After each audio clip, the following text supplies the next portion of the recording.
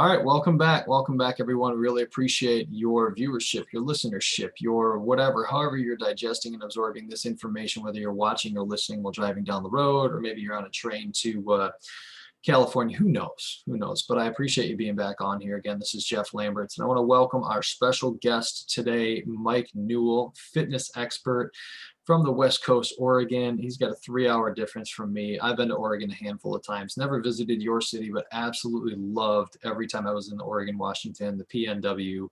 I don't know if it's just outsiders that call it that, but that's what I'm always going to call it. So Yeah. Mike comes to us today. He's a fitness expert. He and I have been connected on Facebook for a little while. We have similar missions, similar goals as far as helping people. We do it in a little bit different fashion, but he's got some things to say, and we're going to talk with him, get to know him a little bit today. I can give a glowing review, a glowing bio, like I've known him for 20 years, but the fact is it's always better to get it directly from the source. So Mike, I'm going to open it up to you. Thanks again for being on here today. I really, really welcome you on here. Hopefully we have no internet, interruptions today. And once this global pandemic is over, world has gone back to some semblance of normal, maybe we can do a face-to-face and have a cup of coffee and see each other and do this next time. But tell us a little bit about yourself. Where you've been, where you're from, what you're doing right now, and then we'll kind of open up and we'll have a conversation, get to know you a little bit better. Yeah, awesome. Yeah, thank you so much for having me. And I grew up in the Northwest. I've lived in Bend, so pretty much Central Oregon, almost my whole life. I've traveled around, lived in different states, but I always end up coming back home. Growing up, everything was pretty normal for me. My parents split up when I was really young, which, I just kind of felt was normal. I think that had a big role in my early decisions. By mid high school, I was partying, hanging out a lot, probably with the wrong group. That kind of just continued on and grew and grew. I turned 34 last year, actually, while I was in treatment. So I went to treatment last year for addiction, something I've dealt with for almost 2 decades, and finally said enough was enough. While I was in this program, they wanted to push me on every level, mentally, physically, spiritually, emotionally, and really kind of break it down into these quadrants, I guess is the best way to put it. And one of the first realizations I had while I was there was with my own personal trainer. He really pushed me in a lot of ways physically to achieve things that I didn't think were possible. And what he allowed me to do was really show me what I'm capable of. And through my physical journey, it really opened me up to, well, if I could accomplish this from a physical state, like what can I do mentally? What kind of emotional barriers can I break down? Where's my faith struggled? Where has my relationship with God been broken and gone wrong? And how do I get that back? And, all of it kind of cycloned its way back to fitness. And, that's one of my big passions now is using fitness and using health to, open people up completely and let them get a, 30,000 foot view of themselves. Basically, if we can fix one part of the problem, we can fix any part of it. That's awesome. That's awesome. I have so many questions off of what you just said here. We're going to kind of dive into those here. I want to take it back, and I don't want this to be painful, but I have to ask the question. Your parents split up when you were young. I have to believe that ultimately, and you touched on it, that had a major impact on your life, the decisions you made from that moment forward. How little were you like single digits, like 4, 5, 6 years old? I was 2.5 when they separated. And to be honest, I don't ever remember before you even knew what was going on. Okay. Yeah. I mean, I don't remember ever waking up to them in the same house. They lived in the same town till I was around 11. And then my dad left and moved down to Southern California, then across to the East Coast, chasing a, NASCAR dream, which he ultimately achieved. Today, he's honestly one of my best friends. Like, that relationship has been mended over time. We've been through a lot of ups and downs, and, at the end of the day, we both understand that, we only get one life on this earth, and it's just not worth spending it upset and angry about things we cannot change.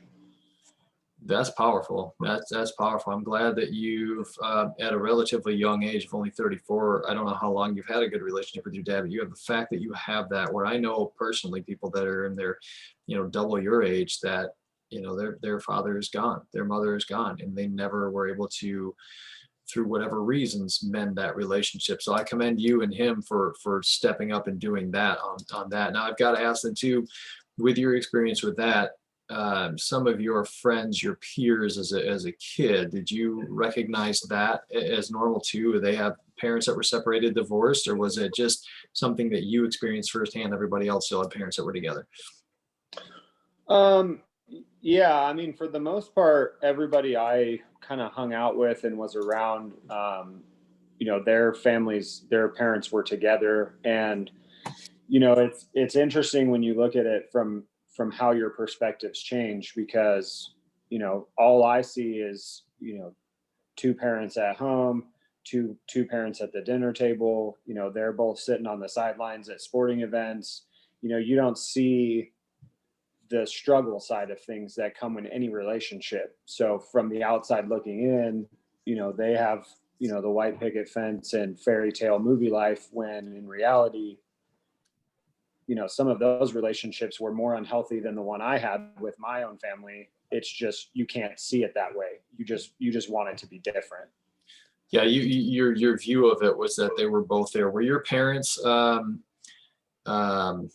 both, I guess their relationship was healthy enough where they were both there at your sporting events, or was it like you said, your dad chased his NASCAR dream, he was just like, see you later? Yeah, when I was young, they were both there. My grandparents were always there. I had a big support system. Okay. Obviously for me at my age, when I got to, later in middle school, early high school, like, the technology wasn't there to, kind of FaceTime your way in to watch something live. So yeah, he did, he missed a lot of stuff. And, ultimately, it took a lot of time to find forgiveness and a way to kind of not ignore the anger, but accept it. Like, it's okay that you're upset, but we also have to grow from it and move on. Otherwise, we got to carry it behind us and it'll drag you down. Okay. How did faith play a role in you as a child and a young man, having essentially growing up and not knowing your parents and being together? Was there faith involved in that? Did you guys go to church, grandparents, anything like that? Not so much when I was younger. I think I went on like a random Easter every once in a while, or, Okay.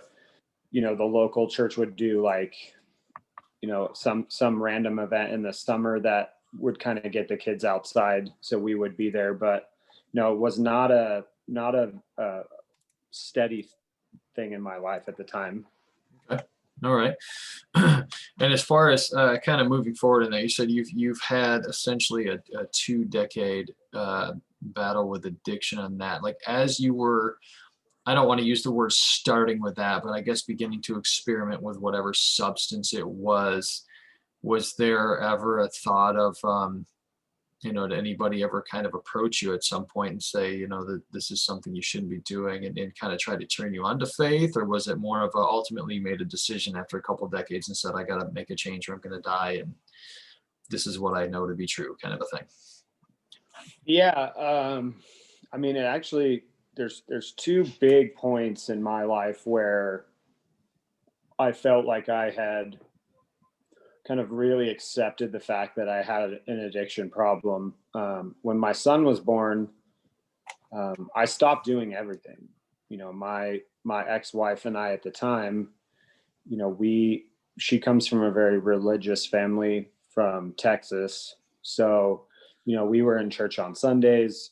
I was involved, you know, in any way I could volunteer my time, you know, or help out in any way. And, you know, that's kind of where I really started to feel connected. Um, you know, and a lot of it for me in the beginning was, you know, I didn't quite understand, you know, all the stories and all of the things and how they were kind of intertwined together, being brand new to it. But there was always things that I would hear in a sermon that I could apply to my own life in that moment, almost like this man I've never met picked this out for me to hear it and no one else. And you know, that connection just started to build and build, almost to a point where if, you know, scheduling conflict, work or something came up where I didn't get to go, you know, you have that like empty feeling, like something's missing this week. And you know, that's when I knew that this was more than just, you know, something else on the calendar. You know, there's a reason why I'm in this seat every week. Somebody's speaking to me about something here. It's amazing how that happens in going to service regularly. Being I'll use the term baby Christian myself, of only about not even 3 full years, I think, yet at this point, or maybe just over that, is every time I go, whether it's online through COVID and this pandemic or in person before or even after, whatever is being said somehow is applicable to something that's happening in my life. And it's not just these weird generalizations. It's just a matter of like humanity going through these things. And it's not, Right. you know, and there's always some sort of a solution presented. There's always, you know, something, and it's been pretty impactful for me. Now, you said, it sounds like when you, and I'm kind of putting the pieces together here, when you met your ex-wife, obviously prior to her becoming your ex, you didn't really have much of a faith walk, a journey, but she was influential on that. Was it a situation like, I love this woman and this makes sense, or she said, this is what we're going to do, we're going to go to church because this is what I've always done and I want to raise our kids this way, or our son this way? Um, you know, at first it was something that she had just done regularly before me, and so we, you know, we started going together, and I was, you know, making some connections with people in the church, and when we decided to get married, you know, we had to go through, I don't want to say a class because it wasn't a class, but you know, we had to sit and go through some sessions with the pastor.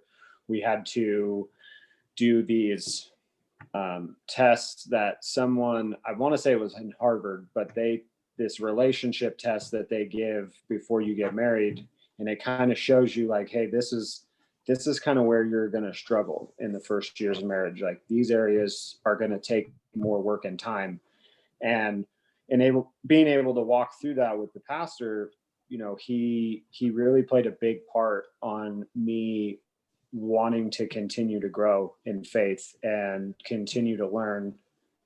Um, and so for a long time, even after we had split up, you know, I was still going regularly, and, you know, addiction at some point in the turn kind of took over everything else, and everything else kind of fell by the wayside. After the relationship ended, after you split up? Correct. Okay. Now, do you have just one child, or you have a couple children, or how many do you have? So I have one from my previous marriage, Mhm. and then my girlfriend and I, she has a daughter who's 5. So I've also kind of taken that responsibility on as my own. Good for you, Dad. Good for you. That takes a man. A lot of men wouldn't do that. I mean, there are more and more that are, but that's awesome. I applaud you for that. So let's, if you want to go down the road here a little bit about the addiction, it probably pulled you away from the church, away from your faith a little bit as it was growing, and then certain events happened. I know for me, that was actually what ended up, you know, relationship ending. The addiction actually brought me into my faith, because I didn't really have one before. Right. So ultimately led me to where we are now. Tell me a little bit about that journey, I guess, if you can summarize it and what that was like, and then, you know, we can kind of move forward from there. Yeah. I mean, you know, I mean, addiction will take its toll on you for sure. And,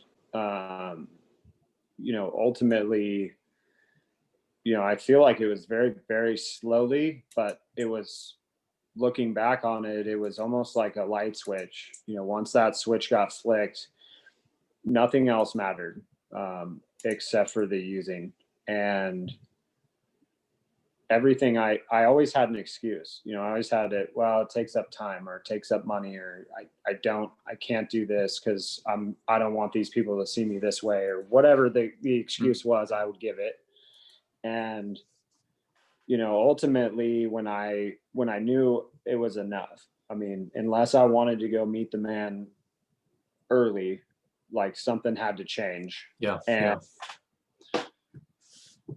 that's kind of where I was able to go back, and in my very first days of being sober, I realized that, kind of in the same way my father and I had spent this time apart in hatred, on my end, for him leaving me, I did the same thing to God. In my own addiction, I mean, I lost several friends to overdose. I lost relationships with good people because they knew they couldn't help me anymore. There was nothing else they could do until I wanted help myself. And I blamed God for all of it. It was all, this, ultimate higher being power that has the ability to fix all is just going to watch me suffer and wilt away and die. Like, where's the belief in that? And it took a long time for me to understand that, it's very, very easy to cast blame on anyone. It's even easier to cast blame on faith and religion as a scapegoat for your own actions. And once that kind of dawned on me, and that, I mean, my whole life started to turn around so quickly that I can't even put it into words. But, I'm sitting here at just over a year clean, and, I've got my own business. I've got healthy relationships with my family, my wife or girlfriend, my kids, people in my community. Now it's my turn to do the same thing for others. Good. That's a journey, man. That's a journey. And what was there a turning point? Was there a moment? Was there a series of moments or days where I just can't do it anymore. I need to, did something click that happened? You get busted, you get put in jail or something like that? I mean, what was the key?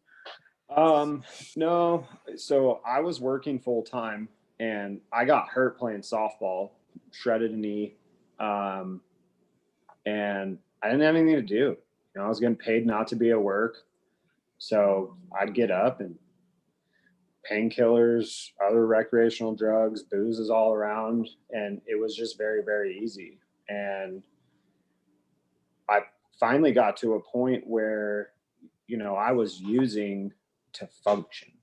I'd wake up so out of sorts, like I couldn't keep food down. I could barely hold down water. And the only way I knew how to fix that was to use again. And then the cycle just started over. And eventually what I realized, and I have a huge whiteboard in my room. I call it my warrior board, and I write stuff down on it to remind myself. And one of the things I have on it is that I sacrificed so much time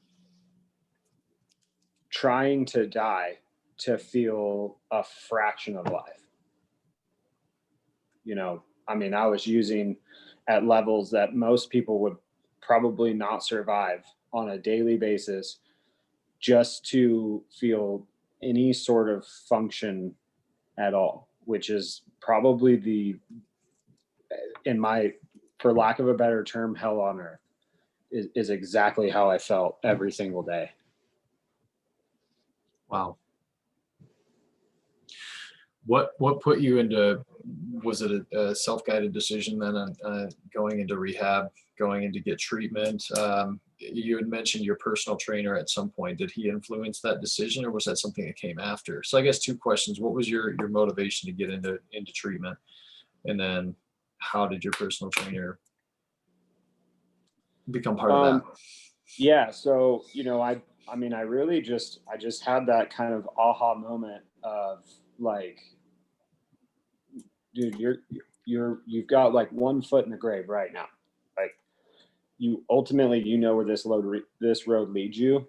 And the only other option is that you need professional help. Like you need to pack a bag and go away. And while I was researching these programs, I found the most amazing place I've ever been. It's called Treehouse Recovery PDX. It's in Portland, Oregon. And from the very first moment I got on the phone with these guys, they weren't going to take me at first. It's very, very expensive. My insurance plan did not cover it. And the guy on the phone that I talked to was just like, well, we don't accept no. It's not an option in our world. And, he went tooth and nail back and forth for about 4 days with my insurance company until they found a way to make it right and approve it. And when I got there, my trainer at the time, who I didn't know him from anything. I'd seen his picture. He brought me in for this giant hug and told me to breathe, take a deep breath. We're gonna walk this together. And, being that, I think one of the coolest things at Treehouse is everybody is a former addict. They're all in recovery at different stages. So, and this guy, I mean, this guy is an absolute beast in the gym, but when you get a guy like that to just put his arms around you and tell you that you're going to be okay, I knew I was in the right place. And, within the next day, I had to interview with the team that was currently there. You have to be accepted in. And I had made lifelong connections with those guys. I know people that went to college and, they've got frat brothers or these types of things. And this connection that I've made with these other men, it's a pretty special bond when you work together to save each other's lives. Yep. And the fact that we are still connected to this day, those are lifelong relationships. That's awesome, man. Yeah, I'm sorry to hear that you had to go to that place that was so dark, that was a hell on earth for you. But as part of your journey and part of your story is going to resonate with a lot of people, especially in 2020, with everything that's going on and the depression, anxiety, addiction rates soaring because of everything that's going on. So you've got a business here. You've got to, and being mindful of your time and everything. Tell us a little bit about your business. I mean, the influence behind it. So what are your top 3 influences that kind of guided you to where you are today, and then kind of slide right into your business and tell us about that and what you do and why you do it. Yeah. I mean, fitness is just so powerful when you really look at it and break it down. The ability to change your body, to change, I hate to say the words appearance, because to me, it just, there's so much more to it than how we look. But, ultimately, how you feel confidence wise when you look at yourself in the mirror, like it helps drive morale. You feel better, you look better, you start having more energy. A big passion of mine is time with your family. The things that I can't get back in my own life, my own family. I don't want other people to have to live that way. So if I, through fitness, can help you, kind of break through that energy ceiling, and you've got more time for the kids, you've got more time for your wife, your family, your relationships start to improve, your way of life starts to improve. And overall, health and fitness is a term to kind of break down a category, but in reality, in my world, it's a gateway to the rest of your life. We can reach every aspect of it through fitness. I love that. I love that. And I've said it for a couple years now, maybe only 2 short years, but physical fitness is one of the least expensive, most effective ways to improve your mental health. As you know, Right. obviously your physical health as well. And your personal trainer pushed you. You referenced that at the beginning of it here. It sounds like now you're the one who's doing pushing. You're the one who's trying to bring out the best in your clients and your potential clients when you're meeting with them on all aspects, nutrition, physical fitness, mental health, you know, these kind of things, and having the story that you have is very relevant. So your personal trainer, I'm going to go ahead and put him as one of your top influences, obviously, with this man who gave you this big hug and just said, breathe. You got a couple others, like who else influenced you to the fact on this one? I have to believe, and I'm going to guide you on this one, because what I hear is that despite not having a relationship for however many years, your dad is part of that group now as somebody who influenced you. Maybe I'm off base, but Oh, absolutely. you tell me. He is, you know, that he is the absolute greatest example of perseverance and triumph in anybody I know. And I mean, I could sit here for hours and go over all the things that he's taught me, but I think the two biggest things that he has shown me is that, you know, he has proven to me where hate gets you. You know, you can carry hate around as long as you want, and ultimately the only person it damages is the person that looks back at you in the mirror. It fuels you to so much pain, and you're the only one that suffers from it ultimately. I mean, yes, those around you suffer, but ultimately it just drags you down. And, you know, he has always taught me that when you take away the three easy answers in my world, which is time, money, and energy, everything is achievable. You know, it doesn't matter. You know, it doesn't take a millionaire to start a business. It doesn't take a rich family history to achieve any goal. All you need is what you have in front of you and what you have inside you. And, you know, I can't thank him enough for the things he taught me. You know, we probably speak once or twice a week, living on opposite sides of the country. And I'm blown away every time we have a conversation, even with just the little information that he gives out. It's very, very powerful. Incredible. That's absolutely awesome. So with your business right now, you obviously have some goals and things that you're trying to achieve. Like, where are you at right now? You started this last year, 2 years ago? No, so I left treatment. I finished treatment in January of 2020. Okay.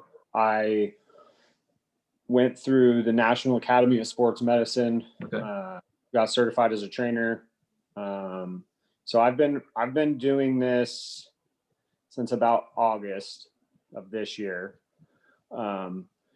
Really, the whole time I was in school, I always had the intention of trying to bring it more to an online versus just people in my own community. Okay. You know, that had always been a thought of mine. Obviously, with everything that COVID has impacted, and just the way life might be for the next little bit, and it could be a long time, you know, nobody knows the future, but you know, the reach that the internet has given us, the tools that it has to make conversations like this so easy to have. I've tried to put no limits on it. You know, I really don't think that there isn't anybody I cannot get to, I cannot reach. You know, anybody that puts a hand out because they need help, I can get to it. I can grab that hand in some way, shape, or form. Yeah, you literally have a global business at the hands of the internet and social media. I mean, you're in Bend, Oregon. I'm in Grand Rapids, Michigan. What's that, 3,500 miles? Yeah. I mean, that's awesome. And we're seamlessly doing this because we don't have the ability to be sitting next to each other for a couple of reasons, you know, logistics being part of it. So Right. as far as that goes, kind of getting into the end of it here on this one, I mentioned to you as we started talking here, do you have, considering the role that faith has played in your life. And I feel like we could probably go for a good hour on this one here. So we're definitely going to have to come up with a follow-up at this point and talk more on this. Yeah. But do you have a favorite verse, or maybe a couple that keep you level, that bring you back to where you need to be if you get to a point of anxiety, a point of certain feelings that you don't want to revisit the past type of thing? The most powerful one for me right now is the serenity prayer. Okay. Sometimes I break it down. Sometimes I don't need the whole thing. Yeah. But what it does for me is it allows me to kind of go back to where I was before getting clean, before getting sober, and really how I feel about it is it's God speaking to me of like, this, look how far you've come. So whatever it is in front of you that's made you feel this way, it's not too big, and we're going to walk it together. That's awesome. In such a short amount of time too. Yeah. And it's very, it's weird to think about it. I've obviously, I've heard the serenity prayer 1,000 times throughout the years. And to me, they're just a bunch of words that, I honestly thought of it like a catchphrase. It's kind of like all these slogans that everybody else has. And now that I've taken the time to understand it, appreciate it, and put meaning and value behind it, it's so powerful, and nothing about it's changed. It's exactly the same as I heard it 20 years ago. That's awesome. That's a testament to the program for sure. So Mike, if you could step into my shoes and ask a question that I haven't asked yet, what would that question be? If I was asking myself a question, Mm-hmm. Or if you're asking me a question, no matter. Well, so the one that came to mind, the biggest thing the question that I've heard a lot from other people and that I don't really ever ask myself is what do you do next when nothing seems to work? Like, obviously being in an online business, and believe me, there's so many things out there that are just not what they say they're supposed to be. Mm-hmm. How do you deal with constant rejection?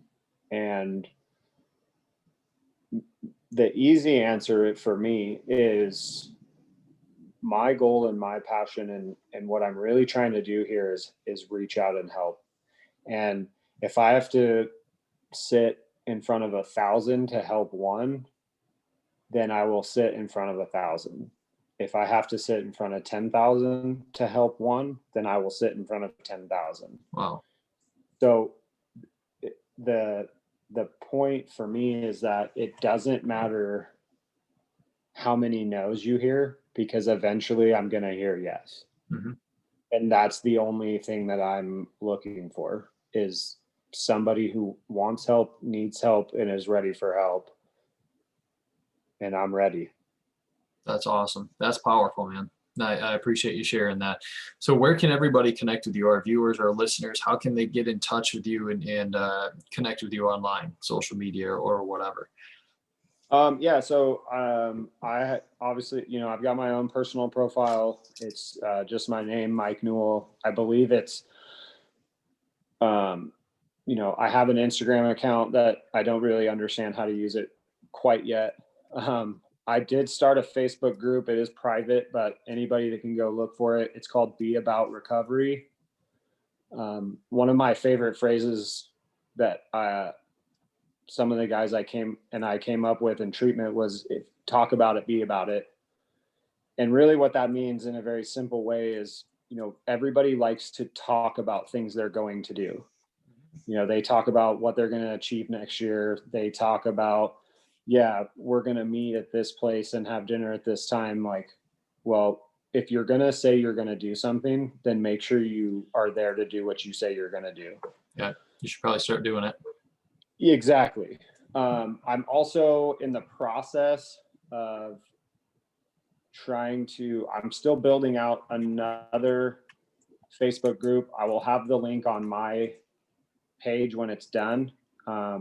But it's going to gear more towards health and fitness. So it will have, healthy snack tables, all kinds of different things that I can send to people who, and really kind of tailor things to meet individual needs instead of just, this mass produced poster that works for about 9% of the population.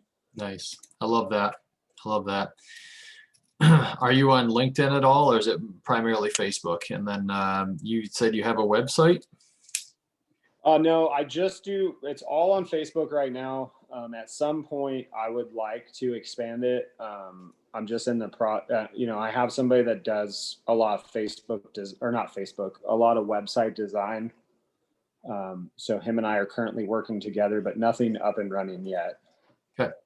Well, we'll have to keep you'll have to keep us posted, and then when we launch, we can put that in the notes as well. So yeah, Mike, as far as last question, what do you feel like your purpose is on this planet? Now that you're here, we're talking. I don't know if you've ever thought about this, but what do you feel like it is? It's this I think has been the biggest challenge the last couple of months. Ultimately, I believe that I was put on earth to help people overcome the things they can't overcome on their own. And I know that sounds like super generalized because it could really be anything. Obviously, I have a lot of knowledge when it comes to overcoming addiction and other things, but I really believe that when you break it down and you get to the core issues of people's problems, they're all pretty much based around the same few things. Our walks of life are all different, but we've all experienced pain, loss, some sort of tragedy, anger. It all shows in a different way, but it's all very real and very much the same. But really, what's the biggest struggle is that a lot of times when people need help, you can't tell them they need it. They have to understand that for themselves. Mm-hmm. So trying to find that balance of, hey, I'm reaching out because I'm here to help you, but I'm reaching out to pull you closer, not push you off or push you away.